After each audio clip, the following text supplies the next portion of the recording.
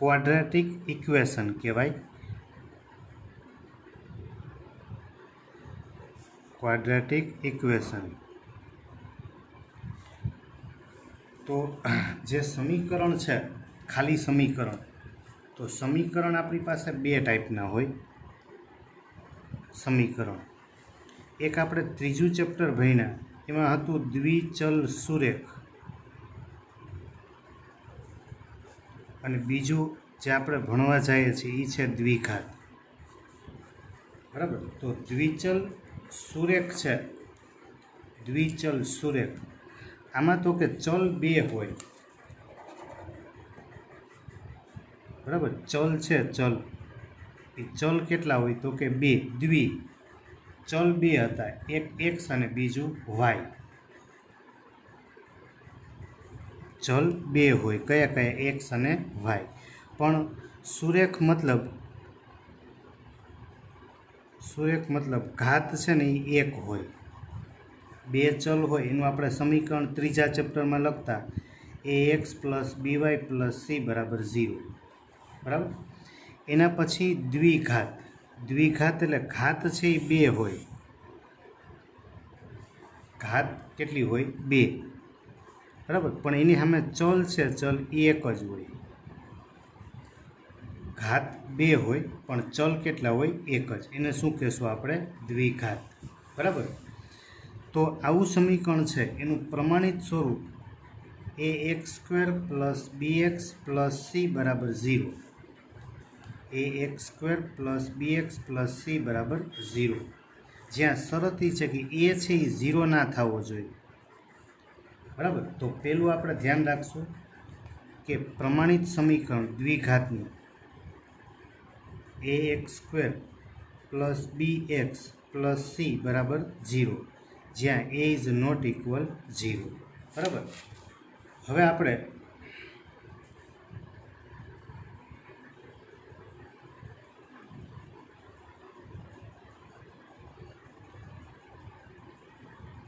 આપણે એક્સની કિંમત જેમાં આપણે મેળવતા આમાં એક્સ અને વાયની કિંમત.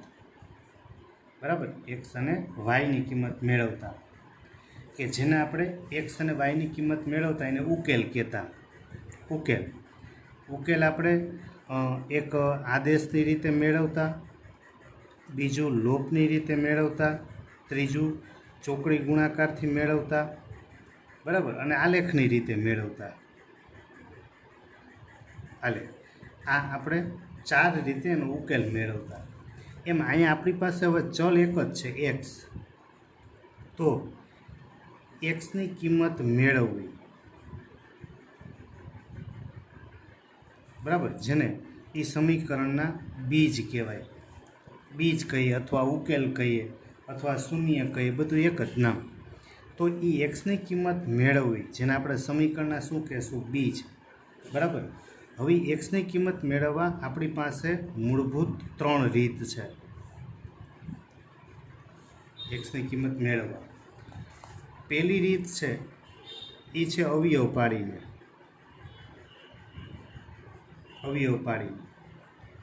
બીજી રીત છે સૂત્રથી. પહેલું અવયવ પાડીને, બીજું સૂત્રથી, અને ત્રીજી રીત છે એ છે પૂર્ણ વર્ગની રીતે. કઈ? પૂર્ણ વર્ગ. પણ અત્યારે આ સિલેબસ જે ઓછો કર્યો છે, કટ 30%, એમાં પૂર્ણ વર્ગની રીત છે ને એ કાઢી નાખી છે. આ બે રીત છે, એક અવયવ અને બીજું સૂત્ર. બરાબર. તો સૌથી પહેલું કે આપણે દ્વિઘાત સમીકરણ ક્યારે કહેવાય? તો કે જેમાં બે ઘાતવાળું પદ હોવું જોઈએ. એક ઘાતવાળું ન હોય તો હાલે, કારણ કે આપણે અહીંયા 0x કરી શકીએ. બરાબર. પણ બે ઘાતવાળું પદ હોવું જરૂરી છે. ઓકે. તો જો સૌથી પહેલાં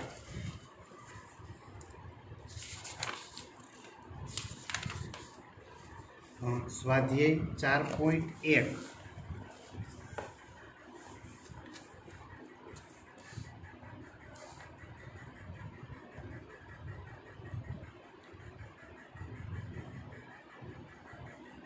સ્વાધ્યાય 4.1 એમાં એમ કીધું છે કે દ્વિઘાત સમીકરણ છે કે કેમ તે ચકાસો. દ્વિઘાત સમીકરણ છે કે કેમ એમાં પહેલું છે એમાં રકમ આપણને આમ આપી છે કે x પ્લસ 1નો સ્ક્વેર એના બરાબર 2x માઇનસ 3, બરાબર. તો આ બે પદનો વર્ગ છે, તો બે પદના વર્ગનું વિસ્તરણ કરીએ એટલે આપણને આમ મળે ને x સ્ક્વેર પહેલાંનો વર્ગ 2 ગુણાકારમાં પહેલું બીજું પ્લસ બીજાનો વર્ગ આના બરાબર 2x માઇનસ 3 2 6. તો આ પ્લસ 2x સામે જાય એટલે માઇનસ 2x એટલે 2x ક્યાં તો એક્સ સ્ક્વેર અહીંયા છે પ્લસ 1 આ બાજુ આવશે એટલે પ્લસ 6 એના બરાબર 0. તો એક્સ સ્ક્વેર પ્લસ 7 બરાબર 0, બરાબર. મતલબ કે અહીંયા બે ઘાતવાળું પદ છે માટે આપણે એમ કહી શકીએ કે દ્વિઘાત સમીકરણ છે, બરાબર. પછી બીજામાં રકમ આપેલી છે એક્સ સ્ક્વેર માઇનસ 2x બરાબર -2 કૌંસમાં 3 માઇનસ એક્સ, બરાબર. તો એક્સ સ્ક્વેર માઇનસ 2x બરાબર આને ગુણશો એટલે 3 2 6 minus 6 minus minus plus 2x. આ પ્લસ એક્સ સ્ક્વેર આ પ્લસ 2x છે એ આ બાજુ આવશે minus 2x minus 2x minus 2x અને માઇનસ 4x પ્લસ 6 બરાબર 0. તો આમાં બે ઘાતવાળું પદ છે, બે ઘાતવાળું પદ હોય માટે આપણે એમ કહી શકીએ કે દ્વિઘાત સમીકરણ છે. ઓકે.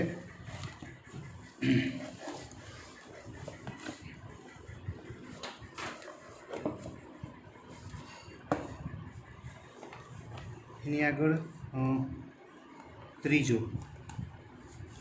ત્રીજામાં આપેલું છે કે x માઇનસ 2 x પ્લસ 1 એના બરાબર x માઇનસ 1 ને x પ્લસ 3, બરાબર. તો આ બેનો ગુણાકાર કરીએ તો x ગુણાકારમાં x એટલે x સ્ક્વેર, x ગુણાકારમાં 1 એટલે પ્લસ x માઇનસ 2x આ માઇનસ 2 એના બરાબર આ બેનો ગુણાકાર કરીએ એટલે એક્સ સ્ક્વેર, x ગુણાકારમાં 3 એટલે 3x માઇનસ 1x અને માઇનસ 3, બરાબર. તો આ પ્લસ એક્સ છે સામે જાય એટલે માઇનસ એટલે એક્સ સ્ક્વેર ગયા.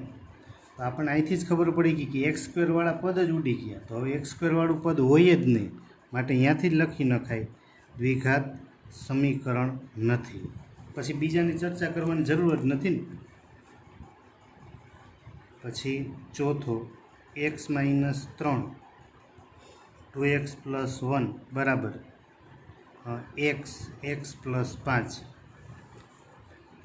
બરાબર. તો આમાંથી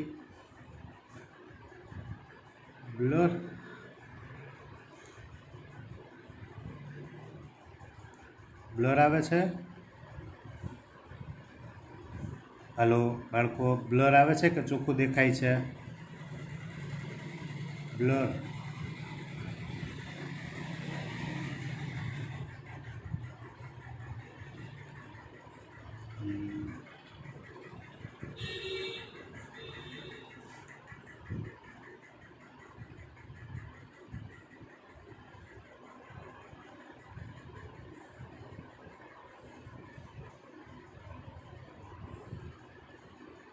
You clear?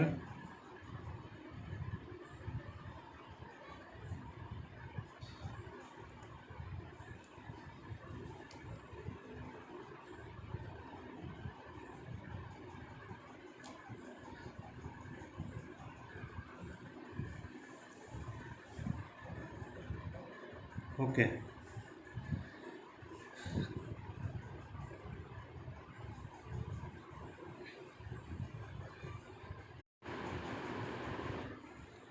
તો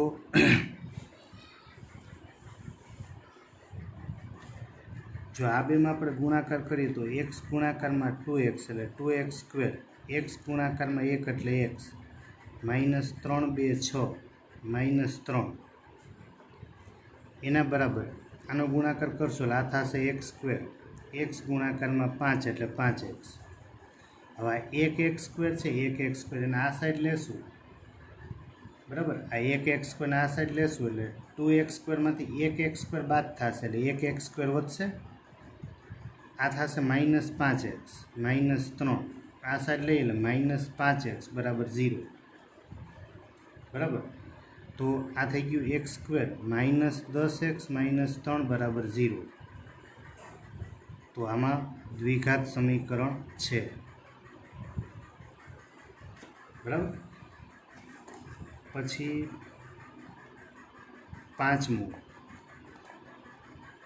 પાંચમામાં છે 2x - 1 x - 3 એના બરાબર x + 5 x - 1.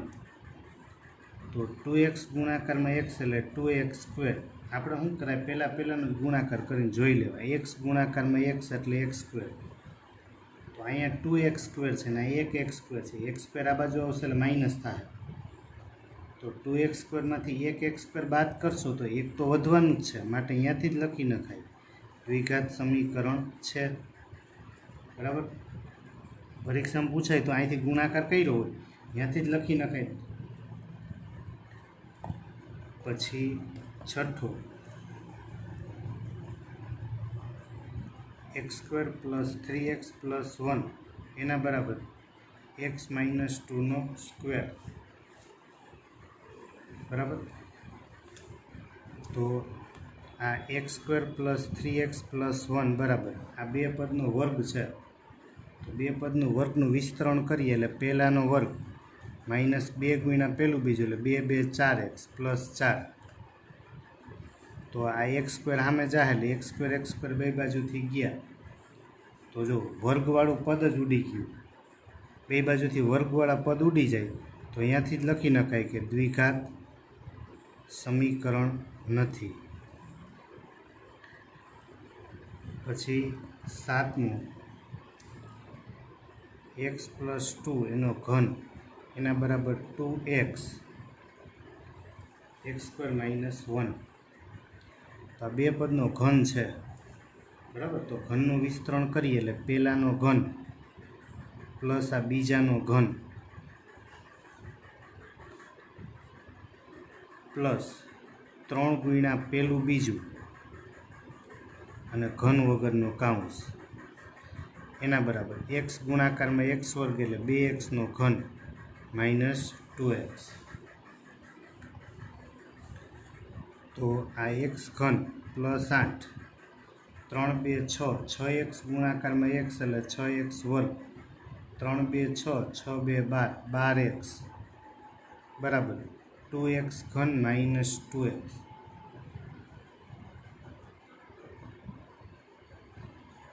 આવા +x ઘન છે સામે જશે એટલે -x ઘન. તો 2x ઘનમાંથી 1x ઘન બાદ કરશું તો 1x ઘન તો વધવાનું જ. આ સામે જશે એટલે -6x² +12 સામે ગયા એટલે માઇનસ. તો -12 ને 2 = 14 -8. તો અહીંયા ઘનવાળું પદ આવ્યું. જો તો ઘનવાળું તો ના હાલે, માટે દ્વિઘાત સમીકરણ નથી. બરાબર. પછી આઠમું x ઘન -4x² - x + 1 બરાબર x - 2 નો ઘન.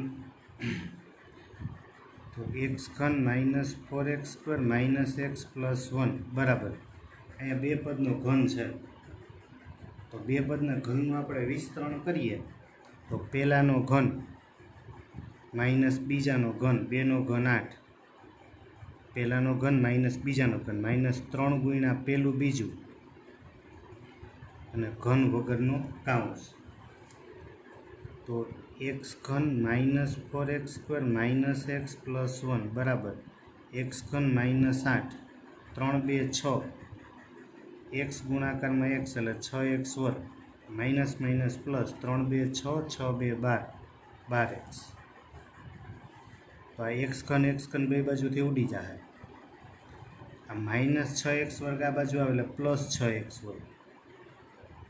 -4x² -x આ બાજુ આવશે એટલે -12x + 1 બરાબર 0. તો 6માંથી 4 ગયા એટલે 2 -13x + 1 બરાબર 0. તો x² વાળું પદ છે માટે આપણે લખી શકીએ કે દ્વિઘાત સમીકરણ છે. રેડી?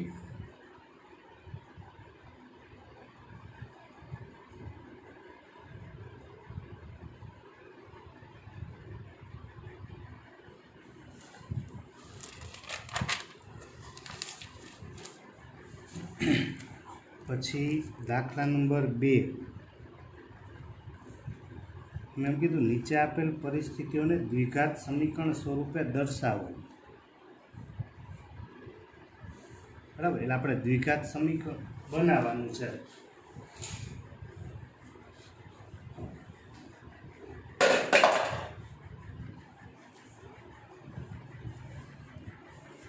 તો એમાં પહેલું જો એમાં રકમ તમે રાખજો સામે. જમીનના એક લંબચોરસ ટુકડાનું ક્ષેત્રફળ. લંબચોરસ ટુકડો કીધો છે આપણને. આ લંબચોરસ ટુકડો, બરાબર, એટલે એ લંબચોરસ ટુકડાનું ક્ષેત્રફળ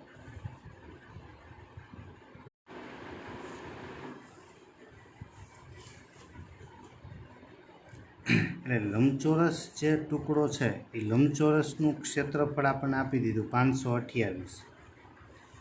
હવે એમ કીધું એની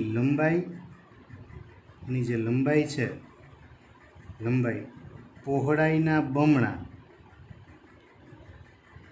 પહોળાઈના બમણા, એટલે પહોળાઈ છે ને એના બમણા, એટલે 2 થી ગુણ્યું.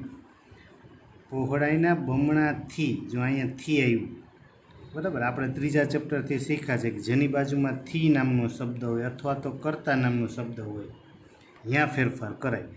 પહોળાઈના બમણાથી અહીંથી 1 મીટર જેટલું વધુ છે. વધુ એટલે પ્લસ કેટલા? 1 ઉમેરી દઈએ એટલે એ બે સરખા થઈ ગયા.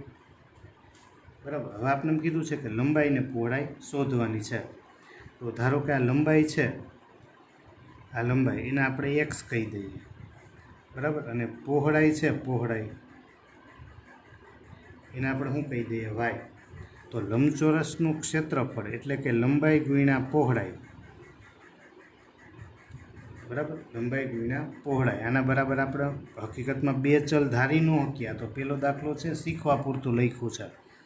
આપણે આ 2 માંથી એક જ ચલ ધારી શકીએ, બરાબર. જો અત્યારે આપણે લંબાઈને x ધાર્યું, પહોળાઈને y ધાર્યું. હવે એવું ન કરવું હોય તો આપણે સીધું જ આ લંબાઈ છે, લંબાઈ, જો આ પહોળાઈને નથી ધારતા આપણે. માનો કે લંબચોરસનું ક્ષેત્રફળ એટલે લંબાઈ ગુણ્યા પહોળાઈ,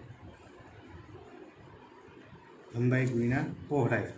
આ આપણે ધારી લઈ 528, બરાબર, આપેલું છે.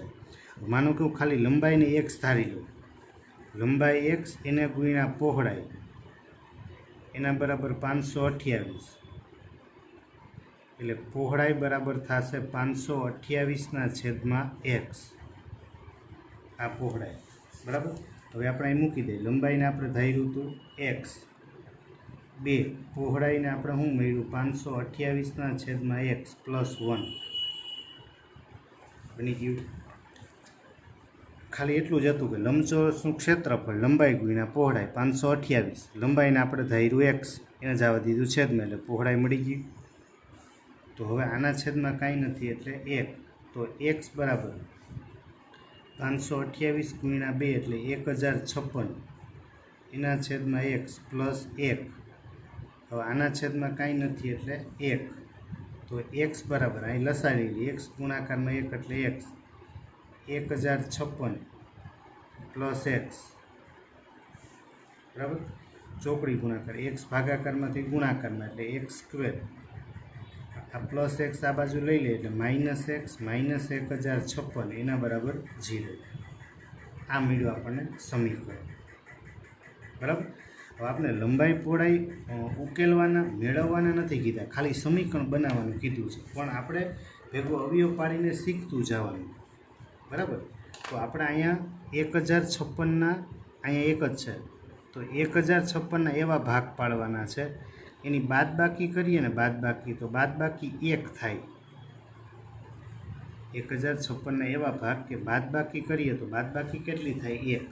તો આપણે ભાગ પાડવા માટે શીખ્યા કે છેલ્લું પદ માઇનસ હોય, માઇનસ છેલ્લું પદ, તો આના કરતાં આપણે વધારવાના.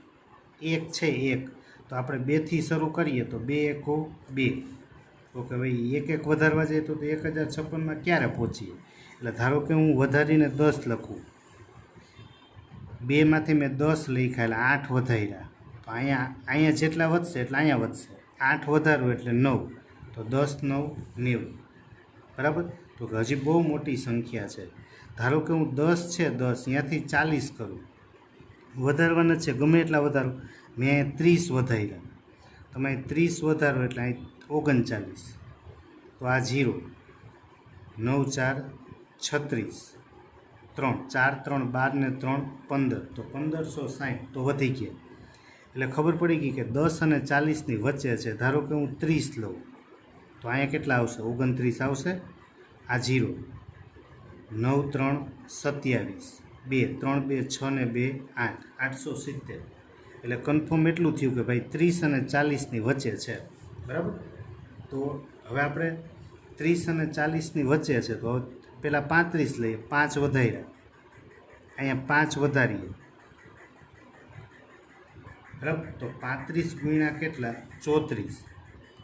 35 ગુણ્યા 34 કરીએ એટલે 3 5 15, 3 3 9 ને 10, 5 4 20, 2 4 3 12 ને 2 14. તો એ થાય છે 1190. તો કે એનાથી થોડાક ઓછા એટલે 34. તો અહીંયા કેટલા થાય? 33. તો શું કરે? હવે છેલ્લો આંકડો જોતું જવાય. 4 3 12, 12 અહીં છેલ્લે બગડો નથી. 33 32, તો કે 3 2 6, છેલ્લે 6 આવે છે. હવે 33 ગુણ્યા 32 કરી જોઈએ. 3 3 9, 3 3 9, 2 3 6, 2 3 6, 6 9 6 15. બરાબર? તો એ થઈ ગયા 1056. તો હું ભાગ પડ્યા 33 અને 32. બરાબર? એટલે આપણે 5-7 વાર ગુણાકાર કરવો પડે. બરાબર? એટલે જો ખાલી સમીકરણ બનાવવાનું પૂછે તો 2 માર્ક હોય, પણ ઉકેલવાનું પૂછે તો 3 માર્ક હોય. એટલે આપણે ઉકેલતા શીખવાનું છે. એવું નહીં માનવાનું કે ટેક્સ્ટ બુકમાં ખાલી સમીકરણ કીધું એટલે આપણે સમીકરણ જ બનાવીએ. ના, એનું ઉકેલતા શીખવાનું. અને અવયવ પાડીએ એ તો આપણે એક એક નાના સ્ટેપથી લીધું હોય, આપણે પહેલી વાર ગણતા હોય એટલા માટે. બરાબર?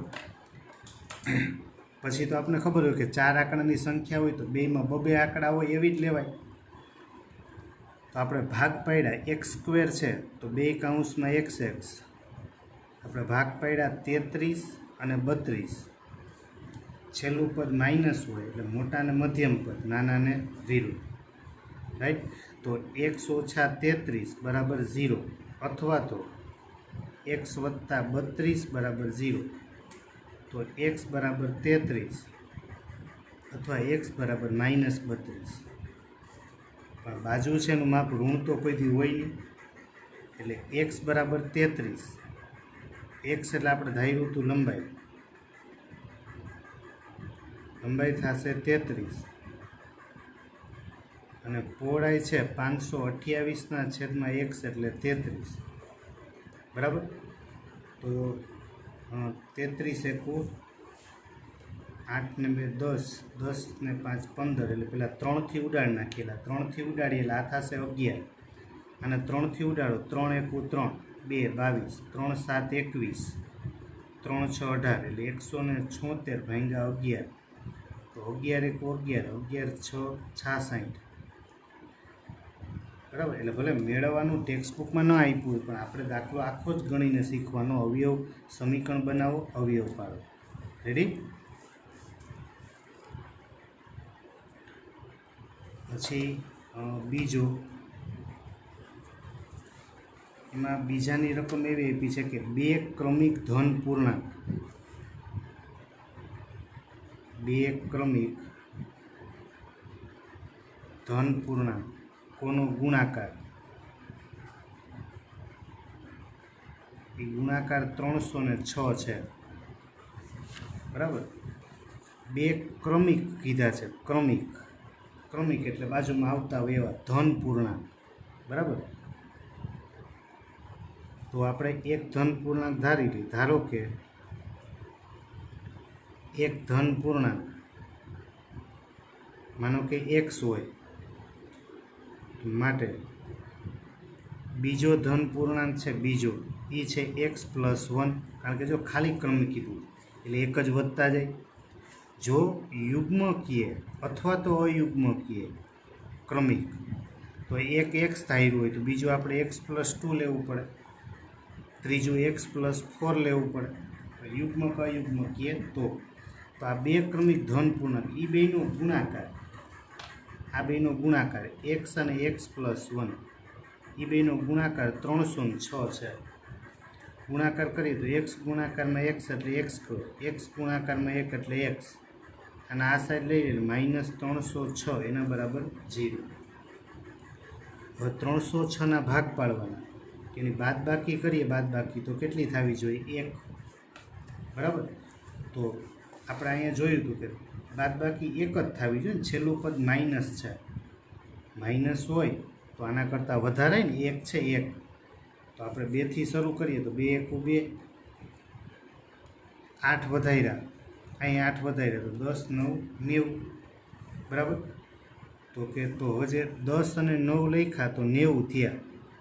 હજી 20 લખીએ, 10 વધારીએ તો અહીં 10 વધારીએ 19 થાય. 19 × 2 = 38, 380 થયા. તો કે તો વધી જાય છે. બરાબર. આપણે 15 લખીએ, 10માંથી 5 વધારીએ એટલે 15, અહીંયા 5 વધારીએ એટલે 14. તો 15 10 150, 15 ચોખ્ખું 60, તો એ થશે 210. બરાબર. 15 પછી આપણે 15 છે 16 લઈએ, 16 15, 16 એકું 16 એટલે 160, 16 પંચા 80 તો 240 થયા. કેટલા થયા? 240. બરાબર. હવે આપણે 20 અને 19 લેશું તો 19 × 2 = 38, તો વધી જાય છે. બરાબર. તો આપણે 19 લઈએ, 19 લઈએ તો અહીંયા થશે કેટલા? તો 19માંથી 1 બાદ કરી નાખશું એટલે 18. 19 10 190. બરાબર. અને 8 9 72 એટલે 2 7. તો છેલ્લે 2 આવે છે તો કે એ નહીં થાય. બરાબર. તો 18 અને 17 લઈ લઈએ, 18 અને 17 તો 7 8 56, છેલ્લે 6 આવી જશે. બરાબર.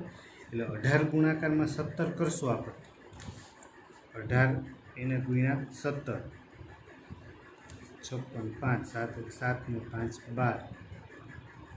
બરાબર. તો એ થઈ જશે કેટલા? 306. તો x² છે, x² તો 2 કૌંસમાં x આપણે ભાગ પાડ્યા 18 અને 17. છેલ્લું પદ માઇનસ છે એટલે મોટાને મધ્યમ પદ, નાનાને વિરુદ્ધ. તો x બરાબર -18 અથવા તો x બરાબર 17. પણ બાજુનું માપ ઋણ તો હોય નહીં એટલે આ શક્ય નથી. તો x બરાબર કેટલા આવ્યા? 17. બરાબર. x બરાબર 17 એટલે એક ધન સંખ્યા છે, એક ધન પૂર્ણાંક એ 17, માટે બીજી ધન પૂર્ણાંક થાય 17 + 1 એટલે 18. બરાબર.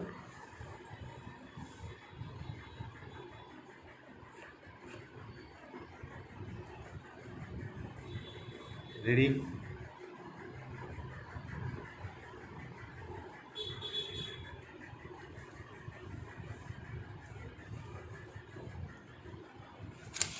પછી ત્રીજો છે કે રોહનની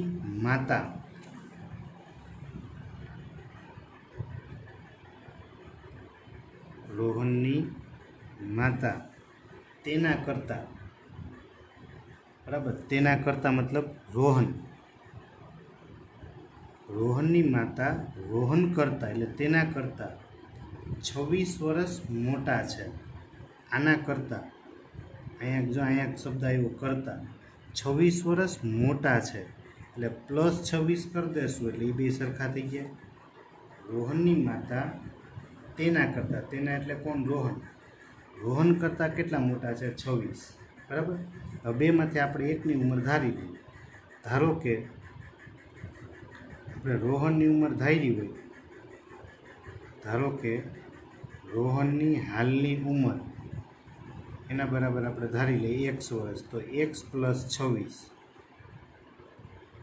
બરાબર. આ કોની ઉંમર થશે? રોહનની ઉંમર, રોહનની માતાની ઉંમર, x + 26. હવે કીધું આજથી 3 વર્ષ પછી તેમની ઉંમર દર્શાવતી સંખ્યાઓનો ગુણાકાર. આજથી 3 વર્ષ પછી એટલે રોહનની 3 વર્ષ પછીની ઉંમર. તો ઉંમર અત્યારે x છે, તો 3 વર્ષ પછી કેટલી થાય? પછી કે ઉંમર વધે. અને રોહનની માતાની ઉંમર 3 વર્ષ પછી, હવે અત્યારે ઉંમર છે x + 26, 3 વર્ષ પછી એટલે x + 29, બરાબર. આમ થશે. હવે આપણે એમ કીધું કે 3 વર્ષ પછી બેયની ઉંમર દર્શાવતી જે સંખ્યા છે એનો ગુણાકાર, બરાબર. આ ગુણાકાર છે ને એ કેટલો છે? 360, બરાબર. બસ હવે આ બેનો ગુણાકાર કરતા જાય. x ગુણાકારમાં x એટલે x², x ગુણાકારમાં 29 એટલે 29x, 3 ગુણાકારમાં x એટલે 3x, 29 તેરી 87 -360 બરાબર 0.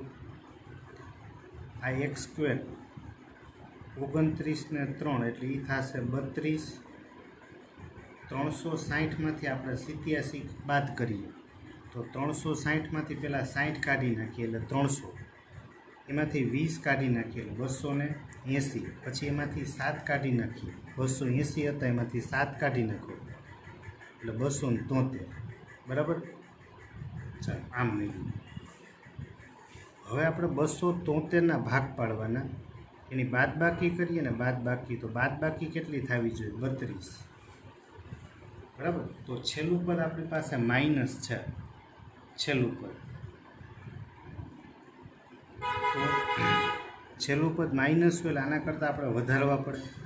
માઇનસ હોય તો વધારે, છેલ્લું પદ પ્લસ હોય તો ઘટાડે. છેલ્લા પદની નિશાની કરતાં ઊંધું હાલવાનું. 32 છે, 32 તો 33થી શરૂ કરીએ એટલે 33 × 33.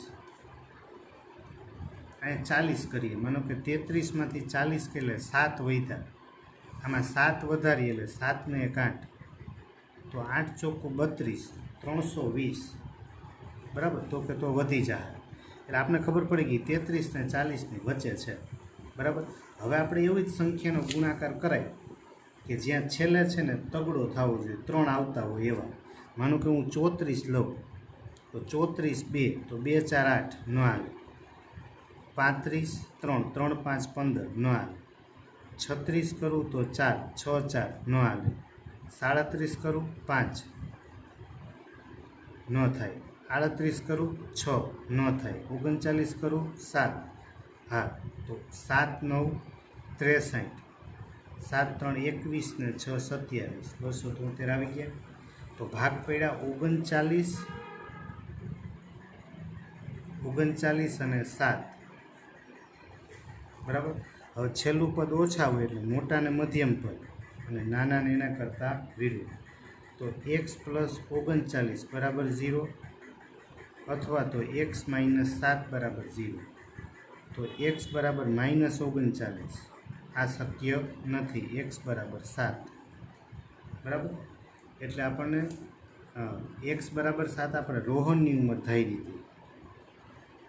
તો રોહનની ઉંમર છે એ કેટલા વર્ષ? તો કે 7 વર્ષ. અને રોહનની માતાની ઉંમર, રોહનના માતાની ઉંમર એ હતી x + 26 એટલે કે 7 + 26 એટલે કે 33, બરાબર.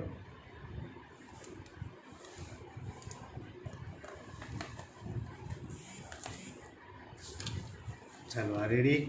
આમાં કોઈને કંઈ પ્રશ્નો? આટલા સુધીમાં ઓકે?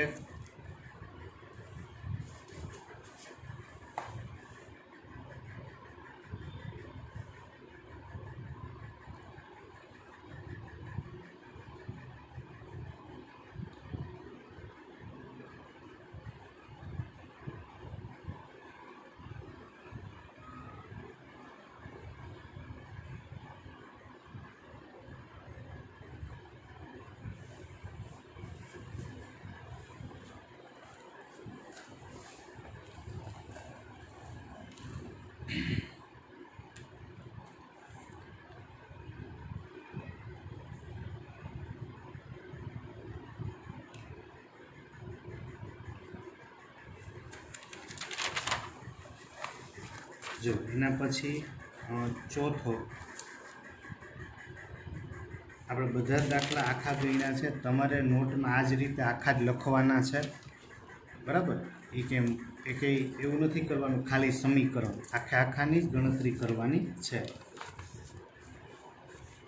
જો પછી ચોથો, એક ટ્રેન 400 કિલોમીટરનું અંતર, તો આપણને અંતર આપ્યું છે 480 કિલોમીટર, બરાબર? તો આ અંતરના દાખલા છે એ પરીક્ષા માટે મોસ્ટ ટાઈમથી હોય. એક હંમેશા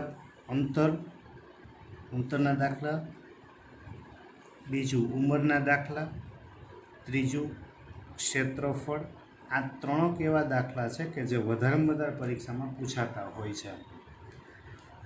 480 કિલોમીટરનું અંતર અચળ ઝડપથી કાપે છે, ઝડપ અચળ રાખી છે. હવે જો ઝડપ 8 કિલોમીટર પ્રતિ કલાક ઓછી હોય, 8 કિલોમીટર પ્રતિ કલાક ઓછી હોય એમ કીધું છે, બરાબર? 8 છે નહીં.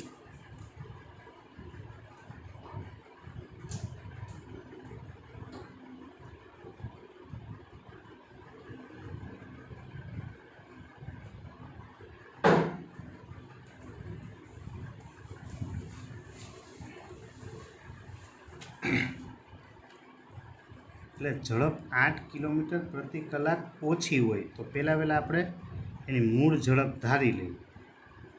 ધારો કે મૂળ ઝડપ x કિલોમીટર પ્રતિ કલાક છે, બરાબર? હવે એ ઝડપમાં 8 કિલોમીટર પ્રતિ કલાક ઓછી હોય, મતલબ એટલી ઝડપ આપણે ઘટાડતા ઝડપ કેટલી થઈ જશે? તો કે x - 8 કિલોમીટર પ્રતિ કલાક, બરાબર? તો આટલું જ અંતર એટલે 480, એટલું અંતર કાપવા 3 કલાક વધારે થાય છે. હવે મૂળ ઝડપ કેટલી હતી? x, મૂળ ઝડપ x, પછી ઝડપ ઘટાડી. હવે તો આપણે એમને કોમન બુદ્ધિને ખબર પડે કે તમે ઝડપ ઘટાડો, અંતર એટલું ને એટલું રાખો તો શું થવાનું? સમય વધારે જ લાગવાનો. તમારે જુનાગઢથી રાજકોટ જવું હોય, હવે અંતર તો 100 કિલોમીટર જ છે. હવે તમે ધારો કે પહેલાં ગાડી 50ની સ્પીડે હલાવતા હોય અને પછી તમે 40ની સ્પીડે હલાવવા માંડો, તો ઝડપ ઘટાડશો તો અહીંયા પહોંચવા માટે શું થાય? સમય તો વધવાનો જ છે. તો આપણી પાસે ઝડપનું સૂત્ર છે કે ઝડપ બરાબર અંતરના છેદમાં સમય. તો સમયને તમે કરતા બનાવો તો સમય બરાબર શું થાય? તો કે અંતરના છેદમાં ઝડપ, બરાબર? હવે અંતર તો દર વખતે 480 જ છે. એકવાર આપણે ઝડપ x રાખી હતી અને બીજી વાર ઝડપ થઈ ગઈ x - 8. અંતર બેયનું સરખું છે. જો અંતર કેટલું છે? 480. ઝડપ તો કે પહેલાં ઝડપ x હતી, પછી કેટલી ઝડપ થઈ ગઈ? x - 8. અહીંયા ઝડપ ઘટી, તમે જુઓ અહીંયા ઝડપ ઘટી, એટલે ઝડપ ઘટી હોય તો અહીંયા સમય વધારે લાગે, 3 કલાક વધારે લાગતો હતો અહીંયા, તો એ 3 કલાકને આપણે બાદ કરી દઈએ તો એ બે સમય સરખો થઈ ગયો. અથવા આમાં 3 કલાક ઉમેરવી પડે, બરાબર? એટલે આપણે બે વસ્તુ છે, અહીંયા સમય વધારે લાગતો હતો તો ઓછો કર્યો, અથવા અહીંયા ઓછો લાગતો હતો તો અહીંયા વધારી દો. પણ આપણે શું કરવાનું? આપણે થોડીક ટ્રીક વાપરવાની કે જ્યાં ઝડપ ઘટતી હોય ને ત્યાં સમય ઘટાડી નખાય, અને જો અહીંયા પ્લસ હોય ને, ઝડપ વધતી હોય ને, તો અહીંયા વધારે દેવાય. એટલે આ મૂળ ઝડપ હોય ને, મૂળ ઝડપ એને કોઈ દી કંઈ હરી જ ન કરે, એને બોલાવાય જ નહીં, એમને રહેવા દેવાય. હંમેશા અહીંયા માઇનસ તો અહીંયા માઇનસ, અહીંયા પ્લસ તો અહીંયા પ્લસ, એટલે ક્યારેય ભૂલ પડે નહીં. અહીંયા ઝડપ ઘટી છે, ઝડપ ઘટે એટલે સમય વધે. અહીંયા વધારે છે, સમય વધારે હતો એટલે બાદ કરો તો બી સરખો થઈ જાય.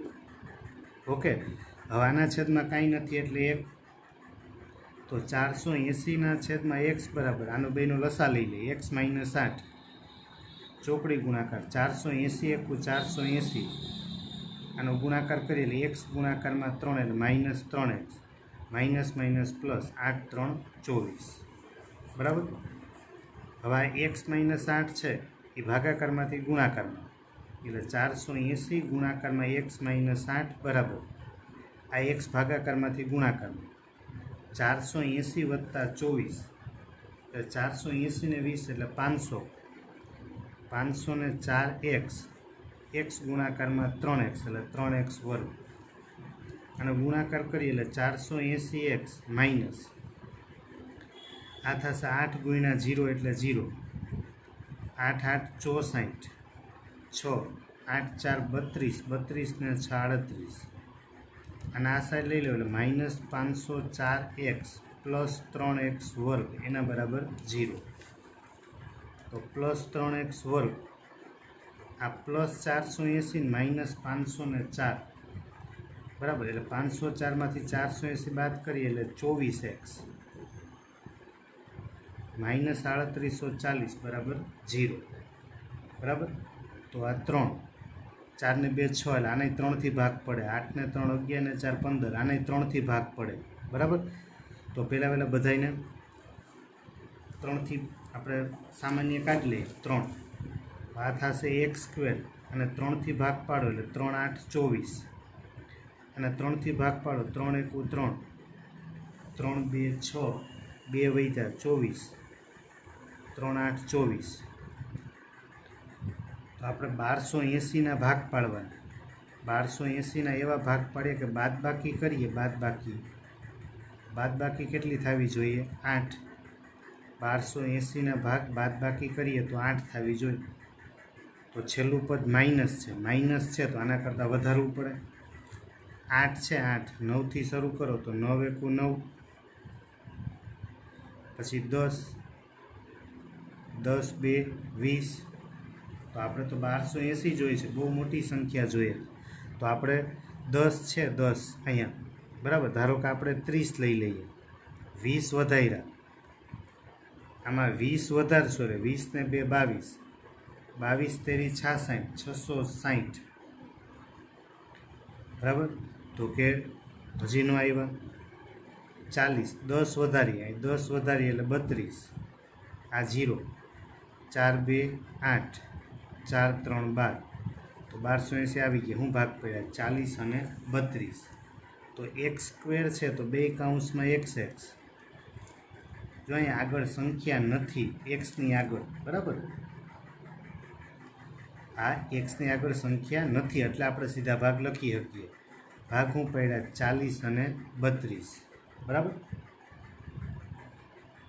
તો છેલ્લું પદ માઇનસ હોય એટલે મોટા ને મધ્યમ પદ નાના ને વિરુદ્ધ એટલે x બરાબર 40 અથવા તો x બરાબર -32 પર ઝડપ ઋણ તો ના હોય x બરાબર કેટલા 40 x બરાબર 40 એટલે કે મૂળ ઝડપ થશે 40 કિલોમીટર પ્રતિ કલાક ઓકે તો આ બધા દાખલા આપણે સોલ્યુશન એટલે કે ઉકેલ મેળવીને ગણ્યા છે બરાબર હવે તમારે શું કરવાનું છે ઉદાહરણમાંથી પહેલું અને બીજું પછી ત્રીજા ચોથામાં છે ને ખાલી અવયવ પાડવાના છે બરાબર તો ઉદાહરણ પહેલું બીજું ત્રીજું ચોથું લખી લેજો ખાસ ઉદાહરણ 1 થી 4 આટલું તમારે કરવાનું છે રેડી ચાલો તો આ 4.1 એનું સોલ્યુશન ટૂંકમાં ઉકેલ